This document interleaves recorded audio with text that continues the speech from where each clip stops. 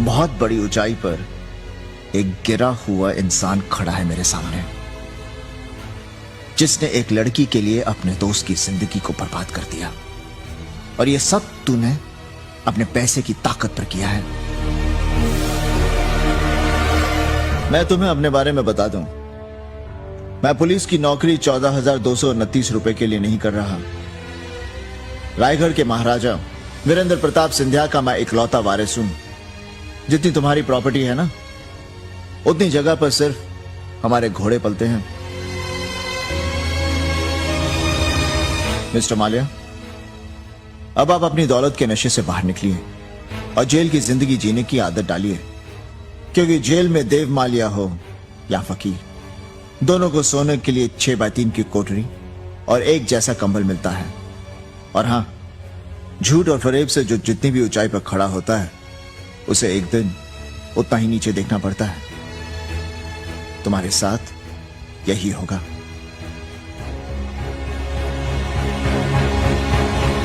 और हां, कहने की जरूरत नहीं। आप जो कह रहे हैं वो होने वाला है। Right right.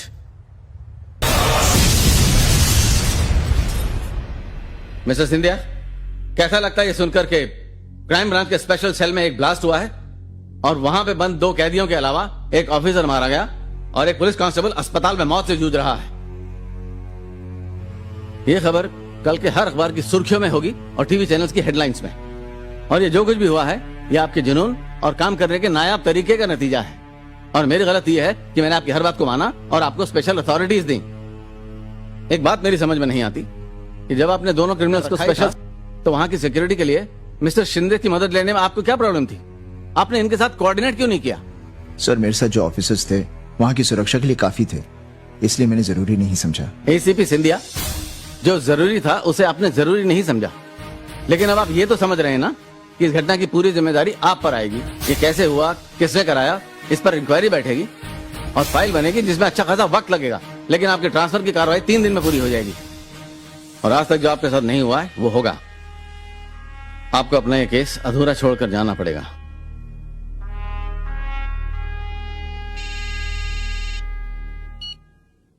Hello sir, Mohile बोल रहा हूँ।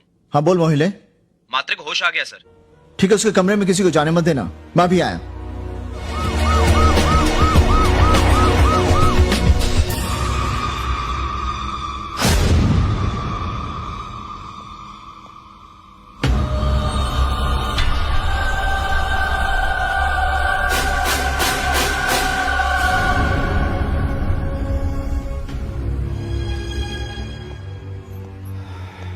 Hello mister Scindia.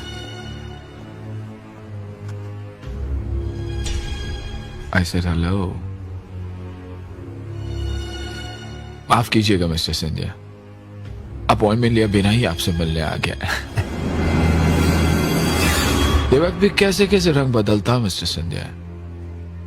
कल तक आपके हाथ में ऐसे काज थे जिनसे आपका जीतना बिल्कुल तय था, लेकिन अब बाजी पलट चुकी है। मेरी सगाई में रोहन को लाने की ख्वाहिश अब पूरी नहीं होगी आपकी। फिर भी मैं चाहूंगा कि आप सगाई में जरूर आए।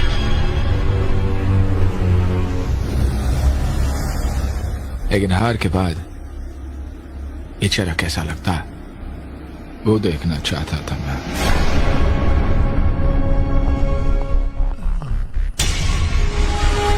मिस्टर सिंधिया, देव माले से हाथ मिलाने का कितना फायदा हो सकता है शायद ये आपको मालूम नहीं,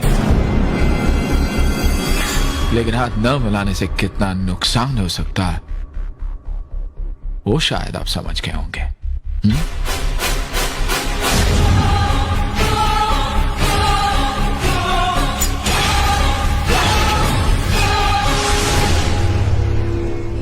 गवाह मारे जाने पर एसीपी राजवीर सिंधिया ने आज एक सनसनीखेज बयान दिया। मैं जिस बात को बोलना नहीं चाह रहा था बोलना पड़ रहा है मुझे।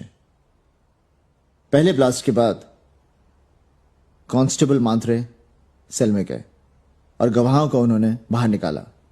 दूसरे ब्लास्ट में मात्रे जख्मी हो गए, लेकिन इंस्पेक्टर सोलंकी उन गवाहों को एक सेफ जगह पर ले गए और अब वो गवाह जिंदा है और हमारी कस्टडी में है। मात्रे ने मरने से पहले अपना बयान रिकॉर्ड करवाया है। सर, पहला धमाका जब भी हुआ बहुत धुआं था, देखते ही देखते गवाह इसलिए बच गए क्योंकि रोहन पोद्दार को मरना है।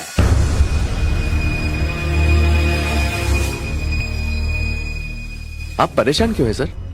इस ब्लास्ट में भले ही हमारे 2 लोग मारे गए, लेकिन हमारे 2 गवाह तो सुरक्षित हैं रोहन पोद्दार केस के लिए, जिनका बचना हमारे लिए निहायत ही जरूरी था। वो गवाह मारे जा चुके हैं सर, मरने से पहले। मात्रे से ये झूठा बयान मैंने ही दिलवाया था। मगर सर इस झूठ से फायदा क्या होगा? फायदा होगा, गवाहों के बचने की खबर माले से एक और गलती करने की वजह बनेगी, और यही गलती कोर्ट में हमें फायदा पहुंचाएगी। बस आगे का हमारा जो प्लान है उसकी खबर माले तक पहुंचनी चाहिए। सर लेकिन अपना प्लान क्या होगा?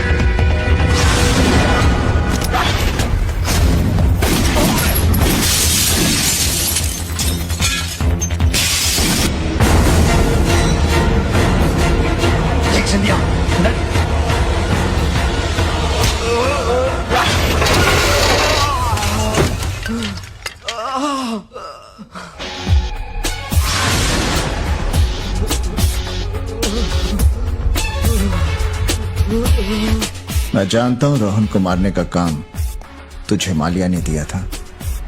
तू बोलेगा यहां पर भी और कोर्ट में भी।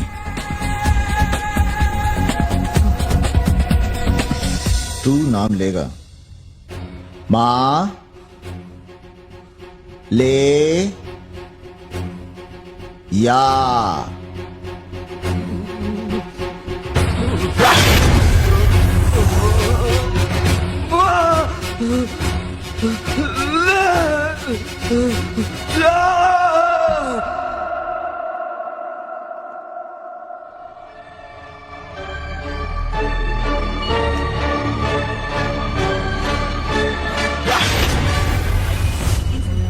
ये हमारी आ जाओ जी। संभाल के लेके आओ इसको। ले आओ ले आओ। माथुर साहब, जी दादी माँ, ध्यान से रखो इसको। पन्नालाल का आदमी आया नहीं, हाँ बस आता ही होगा दादी माँ। और ब्राह्मण ने जो सामग्री बोली थी वो? हाँ मैंने बोल दिया, बस अभी आ जाएगा। अरे अभी क्या जाएगा, इतने सारे मेहमान आ गए हैं और मुहूर्त को सिर्फ आधा घंटा बाकी है। सांझ। हाँ सांझ चलो, मुहूर्त का टाइम हो गया। Excuse me. Come on.